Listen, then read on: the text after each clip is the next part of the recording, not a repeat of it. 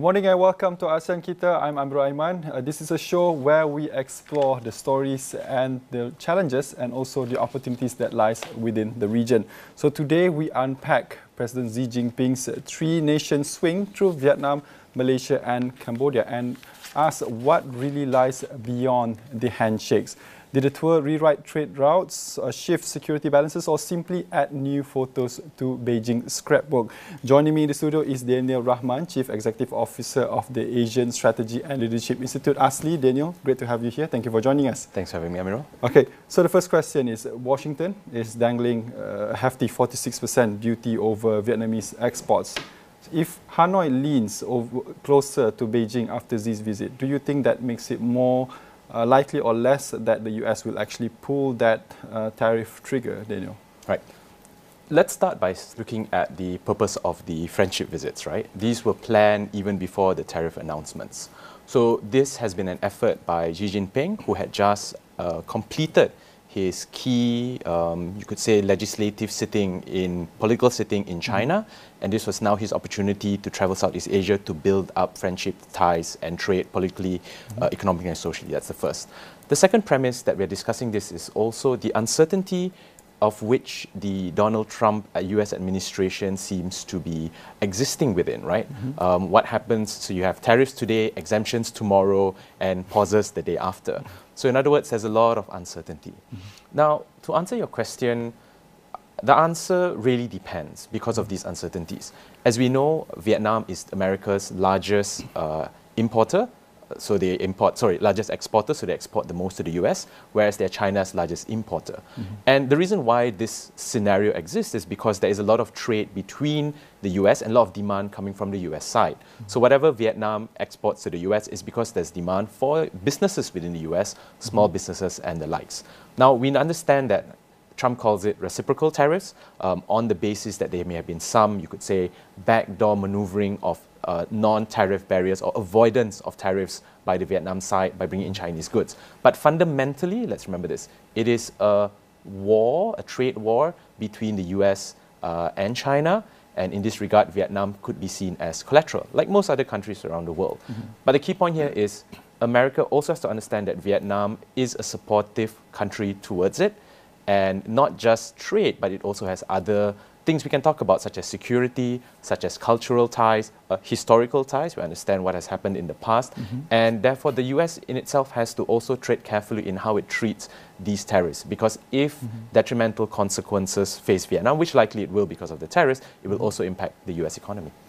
But will Beijing use this moment to press Hanoi for a deeper yuan settlement or maybe infrastructure deals? Perhaps? Well, I wouldn't be surprised if these were part of the conversations. I mean, Vietnam and Hanoi, or Hanoi and China, have strong ties within infrastructure, such as railways, such as development. And these are needs for Vietnam, which is also a rapidly developing country, a young population, and growing industry. So it would be, almost China recognizes these opportunities and hence the overtures towards Hanoi and Vietnam. And this is something that the US also should not take its eye off. So there's a bigger picture at play, not just the hard infrastructure, rail, etc., but also winning the hearts and minds of the people, which is very important. Some observers say the region is quietly banding together as an economic non-alignment club, hoping to buffer against both US tariffs and also Europe's carbon taxes. Do you see real momentum behind that idea, or is it just a wishful thinking for the region?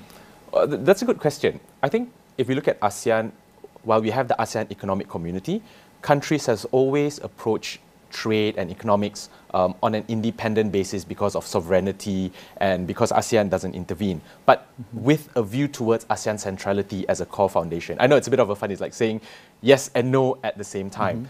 But let's look at some examples, right? We have the ASEAN-China Free Trade Agreement, right? There is also RCEP, there's also the CPTPP. Once upon a time, US was part of it, now no longer. Some ASEAN countries are in both of the agreements, some of them are only in one. At the same time, you see countries approaching it with very differentiated approaches. Malaysia, for example, has applied to join BRICS. Indonesia is a BRICS member. Philippines will not be keen on joining BRICS for historical and, I suppose, lack of real economic upsides for it. Whereas you see Singapore applying to join the OECD. So different countries will have different approaches to how it wants to align its sort of economic situation. And that also depends on local circumstances. Like Malaysia, we're very much an open and trading nation. Prime Minister Anwar Ibrahim has welcomed investments from the US, notwithstanding the challenging geopolitical situation, and we've seen companies like, well, of course, Tesla, Oracle, Microsoft, Google, all coming in and wanting to invest from data centers and beyond. So to say that there's a non-alignment club, probably not entirely precise, but there's always been a balance between ASEAN centrality and economic independence in the global market. But if there is so a non-alignment club, would a formal non-alignment club would scare off the Western FDI or reassure it instead? Yeah. I don't think there will ever be a formal non-alignment club. It's one of those things which is in practice but never said, right? It's things that you think about.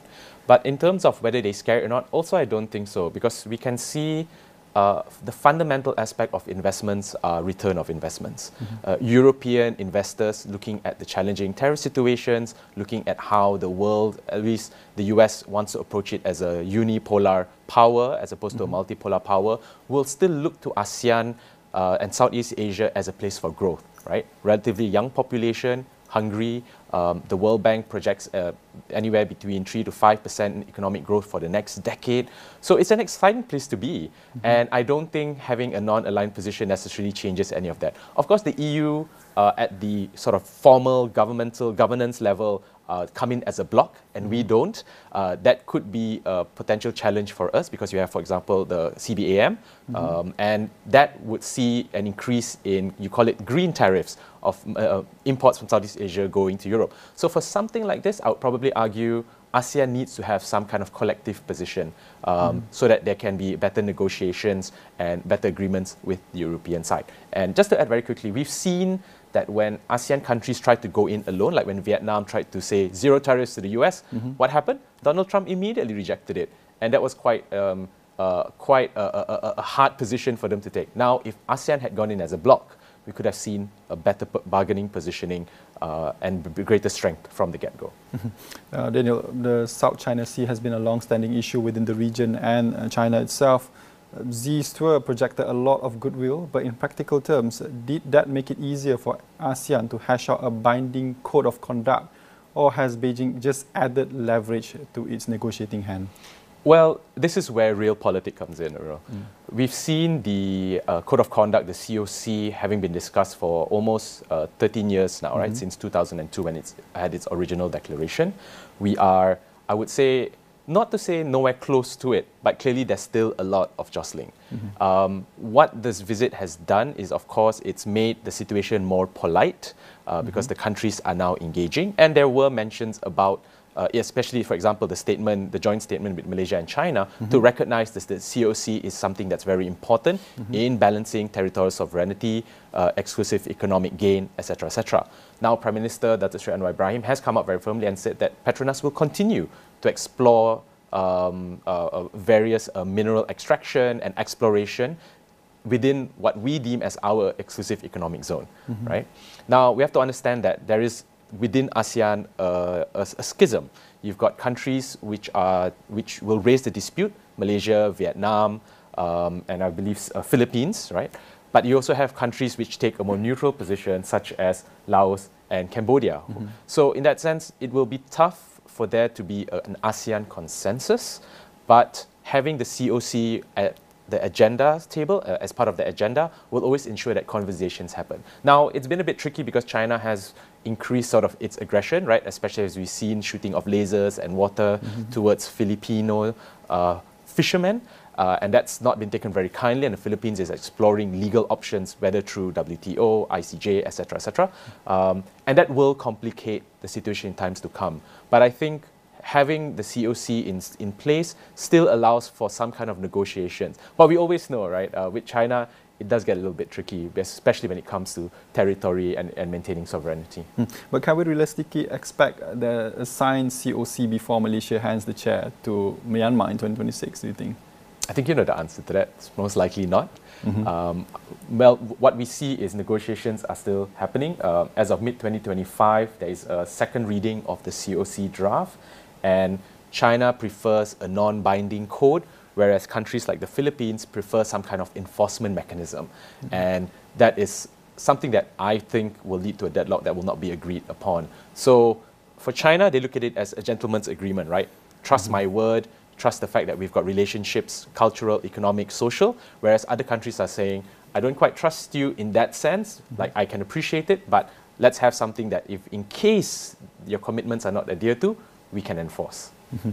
Now, Cambodia hosts Chinese warships and Vietnam holds drills with the US and Malaysia orders French submarines. Is that diversity our collective strength, showing true strategic autonomy, or a liability that could pull ASEAN in different direction during a crisis, Daniel?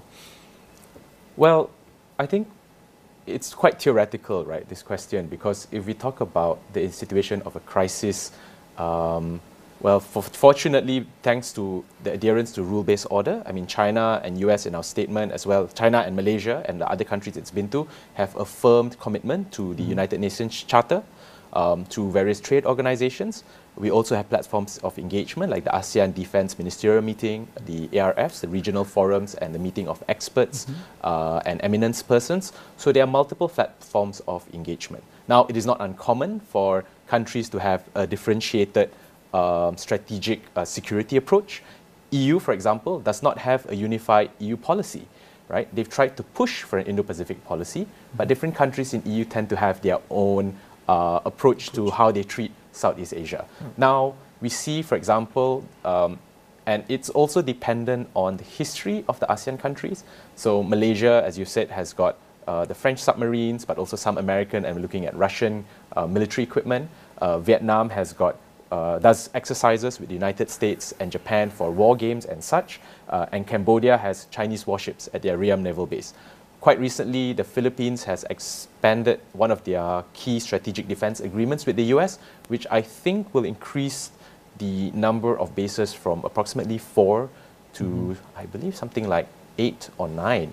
And because also we understand that the Philippines and the US have a shared security history in that regard. So, you know, I'll put it this way. We hope we'll never get to a situation where there is a threat to the security, safety of Southeast Asia and its nations. I would like to think that ASEAN's existence and these platforms ensures that there will always be continuous dialogue. China historically has always been very refrained from aggressions. The US, on the other hand, has a little bit more history of very different foreign policy, if we could put it that way. Not saying that necessarily anything will happen. But of course, I think if you talk about a potential flashpoint, that's most likely Taiwan and not yet the Southeast Asian region. But when it comes to defense budget, could tighter US financing push countries toward Chinese or European hardware instead? Well, that's an interesting question, because in the US, finance budget, if I'm not mistaken, is between 3 to 6% of their GDP, which is massive. It is one of the few American centrally coordinated development strategies, i.e. as some people may say, the military-industrial complex. Now, whether the tightening of budget, well, as you know, Trump is saying that make Europe pay for the security, make Southeast Asia pay for the security. Basically, they don't want to be paying for anybody else's security. That's a tricky question. Whereas China has always been very moderate in how they've expanded on their security spending. Of course, let's be very clear, the US has got a huge advantage because of many, many years of investment. Now, whether that might push ASEAN countries, I think that really depends. We've seen Japan, for example, move away from their constitutional pledge of a purely defense force post-World War II to today, which is one that also has potential attack capabilities, right? And that's not just in response to China. No, it's more what's happening in North Korea, right? And they have to build up those capacities. Now, a US reduction in spending could mean countries rethink their spending in security. I think some countries have indicated that, but I really hope that doesn't happen. Because what we see is security spending will remove other more important needs within Southeast Asia, which is development, trade, education, welfare, and I don't think anybody has a space for it. Now, yes, if US reduces their spending, it doesn't mean we have to spend more. It just means we have to invest more in peace, in dialogue, in engagement. And that's why entities like ASEAN become even more important in time to come. Well, there's still a lot to unpack on President Xi Jinping's visit to ASEAN with Danial Rahman, Chief Executive Officer of Asian Strategy and Leadership Institute of ASLI. But we'll take a short break and we'll be right back after this.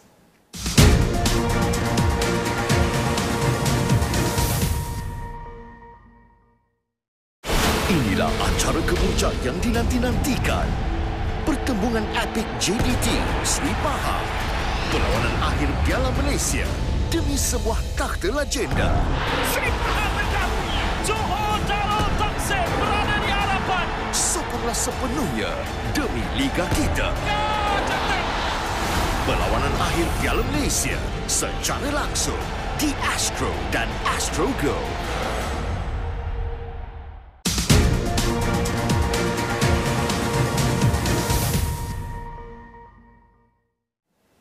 Welcome back to ASEAN Kita, and I'm Amirul Aiman, and joining me is Danial Rahman of ASLI, where we are unpacking President Xi Jinping's visit to 3 ASEAN nations, which is Vietnam, Malaysia and Cambodia. Now Daniel, let's imagine the Taiwan Strait heats up tomorrow. What role could ASEAN realistically play to help cool things down there? Well, the Taiwan Strait is definitely a flashpoint in ASEAN, as mentioning earlier.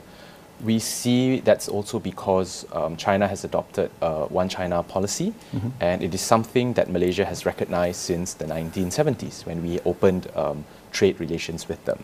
Of course, Taiwan in that regard has continuously been supported by the US on many fronts, and also because the US sees it as a strategic interest, but also a way to kind of keep an eye up on what's happening in China. Now, some of the naval bases in the Philippines that I mentioned earlier are all on the straits that face Taiwan. So it shows that that's definitely an area which is of great sensitivity. Now, if anything were to happen, or if there were to be higher tensions, I think we have to also understand that there are approximately 750,000 Southeast Asians who ply their trade in Taiwan, from work, trade, etc., etc. And it could be quite a drastic humanitarian disaster. Of course, ASEAN, if anything were to happen, could convene a dialogue, could convene a summit and a discussion around it. This recent visit by President Xi to the region has also affirmed the commitment of these respective countries towards the One China policy. So China has no reason to be worried of the ASEAN position towards their sovereignty, right? And I think it's reciprocal because each of our nations also have certain sovereignty challenges from time to time. Now, what ASEAN can do could be multifold. I think first there are diplomatic channels, which include convening an ASEAN +3 summit, which means to bring together Japan, Korea and China to the table to have a conversation on it, because whatever happens to Taiwan will have an impact on trade, such as the chips, and that in and of itself, like for example Malaysia, we are one of the top 10 in the world, could disrupt easily 20-30% of chip trade to the US. So that will trigger US involvement, which will not be in anybody's favor. So I think what's important here is to understand that ASEAN can play that role of dialogue. Now, I don't think we can probably help from a humanitarian perspective. Nevertheless, I don't think there's much more that we can do beyond that. Now, let's be very clear. It's a tricky situation. You're asking me about Taiwan, and we hope that it doesn't get to that. So I think what's important is before it even gets that far, there is continuous support within the ASEAN towards the One China policy, and ensuring that what's more important here is that trade continues fairly between these countries, that everybody has an economic interdependence. I think that's one of the best ways to ensure that the conflict doesn't break out. I want to move this discussion to focusly on Malaysia, Daniel. Sure. So there are quite a number of agreements Malaysia just signed with China. So which 3 do you think could most reshape our economy by 2030, and what makes them stand out? Sure, thanks. That's a nice question. So as we know, during President Xi Jinping's visit, there were 31 MOUs signed, a couple of diplomatic notes, and by and large, it affirms that the importance of trade between the countries. Now, China is Malaysia's largest trading partner, I think 16 years, going on 17 years in a row, which shows that our economic interdependence and dynamism is very much there. As to what three MOUs, for me, are most exciting. I think we preface that with understanding we all have our own economic goals for Malaysia, which is the Madani Economic Framework, launched in 2023. And one of the goals is to be a top 30 GDP by 2030. The second goal is to increase the medium wage from approximately about 40% to 45%. And the other one is to increase women participation in the workforce by a couple more percent, which is, I think, 60%, currently at about 55%. So taking this into consideration, more innovation, competitiveness, the three things for me, I think first would be the University Malaya Peking University collaboration in materials as well as artificial intelligence. Now, why this is very interesting, and perhaps we should look more into it, is because AI, of course, we had our National AI Office, is growing. It's a space where we're going to need more energy, where we're going to need more talent, where we're going to need more, you could say, training data. Whereas materials, and this is why I'm excited, would look into areas like renewable energy, battery capacity, the growth of electronic vehicles. So just these two areas have a lot of, you could say, domino effect on other areas. So I think that's the first that's really exciting. Now, the second one is the MOU between the Transport Ministry and China's rail construction companies. We understand that the ECRL is progressing quite well, and there will be continuous upgrades to the line as we go along. And if you look at it from a different perspective, why it's important is it really opens up the east coast of Malaysia to new possibilities. Just like what the North-South Expressway did for the northern side and KL Selangor, from Perlis all the way to Johor. We see the ECRL opening up new trade routes for Pahang, Kelantan, Terengganu, and those states on that side. So I think that's something that's very exciting. And that's the crux of it, right? It's about empowering people and allowing them to have opportunities at job creation. Now, we think that Malaysia is quite advanced because we've got nice big cities, KL, Johor, Penang, for example. But the East Coast is, you could say, a really deep pool of potential wealth generation and prosperity for all. I would say the third one, if I would think about something, would be the green energy investment framework. I think that's something that is very important in time to come. Climate change, according to the World Economic Forum, is going to be one of the top, the top risk to the global fraternity in the medium term, which is the next 5 to 10 years. So ensuring that there is a proper green energy transition and mix is something that I think would be very important. Now, what wasn't mentioned explicitly, which I would advocate for, would probably looking into nuclear energy. It is something that Malaysia has spoken about. China are known for being developers of SMR, small medium reactors, as well as have decently stable nuclear energy mix as part of their grid. And in a recent conversation I had with the World Economic Forum, nuclear energy will likely be the only way for us to meet our growing energy demands in ASEAN. Prime Minister has, of course, spoken about the ASEAN energy grid, and I think nuclear will have to be part of that conversation. Of course, we have to talk about security, we have to talk about safety and all, but that's an important conversation to be had. Malaysia has quite a number of times, Prime Minister Datuk Seri Anwar Ibrahim said that we remain neutral, we remain friendly trading nations with Washington and also Beijing. But and we have seen that we rolled out the red carpet for President Xi Jinping's visit here, but we still haven't placed even a courtesy call to President Donald Trump. Is that calculated strategy keeping the power dry, or does it look like an imbalance that we might regret, Daniel? Well, that's a tough one.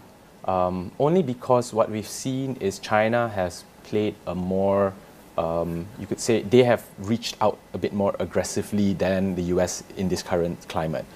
Now, why we haven't had that call, I think is still anybody's guess.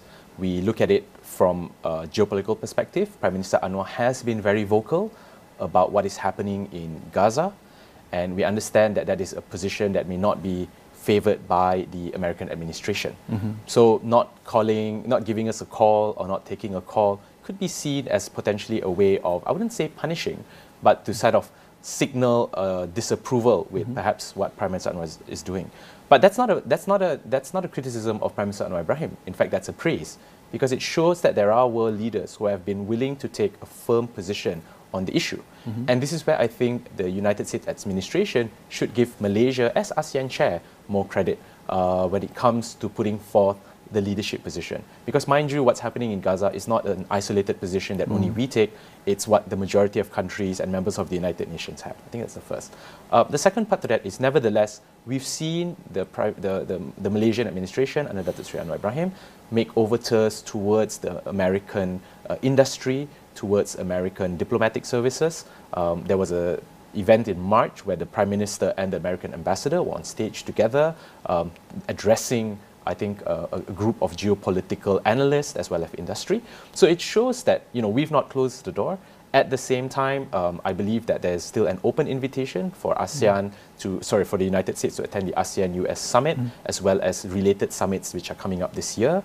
So I think by and large, let's not read into it too much. Yes, everybody is so eager for that phone call, but the phone call is just a phone call. What's important is to emphasize that the Malaysian government has also adopted an actively neutral position when it comes to trade, right? We welcome investments from American companies. We enable them. That creates jobs not just in Malaysia, but also in America as well, because it's always reciprocal benefits. So yes, while everybody is eagerly waiting for that call, I think there are a lot of upsides. And Malaysia has balanced, you know, this challenging geopolitical economic situation, I think, quite fairly well. And I hope the call will eventually happen, and us and Malaysia therefore can also continue to lead ASEAN collectively and effectively throughout this chairmanship. With the US tariff reprieve is clock ticking, what should Minister Tengku Zafrul put at the top of his Washington agenda if he wants to secure more permanent exemption, Daniel? Right. So two things that immediately come to mind. First is the semiconductor industry is worth about $16 billion US, or Malaysia's exports to the US is about 20% of their chip requirements. So that in and of itself, I think, is the first. The second is to also understand that ASEAN is a $1.2 trillion US trade bloc and growing with the US.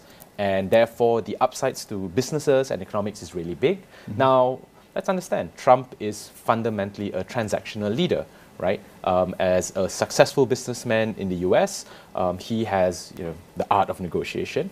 And I believe, if he and his team administration can see the upsides, this is what will be the greatest hook in order to ensure that the tariff situation is moderated. Now, as I said right at the start of this discussion, it was tariffs one day, pauses the next day, exemptions the third day. And we can see the exemptions have been announced for example, smartphones, I believe the semiconductor chips, as well as laptops, something like that, which also shows that the administration is weighing very delicately what they have. Now, 90 days, I think we're just about under a month in, so we still have about 2.5 months thereabouts to go. And, you know, anything could happen. But I feel that pragmatism will prevail. We know that, well, at least some reports say that Elon Musk is not a big fan of tariffs, and he has the ear of the president, but Peter Navarro, who is Trump's economics advisor, is very much for it. So that's going to be an interesting play to see what happens, because clearly Elon Musk is very entrenched within Dodge and the restructuring of the American governance system. And, well, he's the richest man in the world, you know, and a big political contributor. Whereas Peter Navarro's economic position has always been quite aligned with, you know, Trump's donors from an economic sense.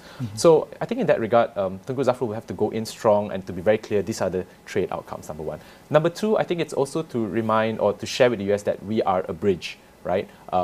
And we are very much a bridge builder, and Malaysia's position in ASEAN can therefore ensure that if America has any concerns about tariffs, trade imbalances, non-trade barriers, that we are the ones who can put their priorities on the ASEAN agenda, because, you know, we lead ASEAN this year. So I think that's the first, that's the second. I think the third thing would also be to look at the different pathways to offset the trade imbalances.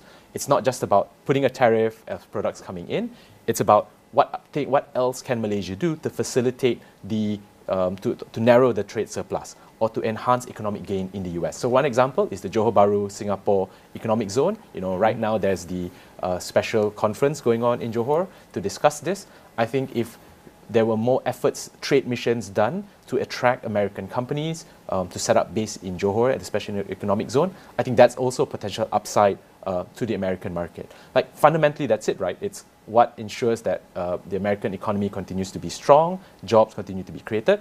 So I think these are the three things that I think Zafrul can do the next 90 days. Thank you very much, Daniel. And I guess that's all the time that we have for ASEAN Kita today, where we unpack President Xi Jinping's ASEAN visit to 3 nations. And I guess that's all the time that we have today for ASEAN Kita. And thank you for watching and have a nice day.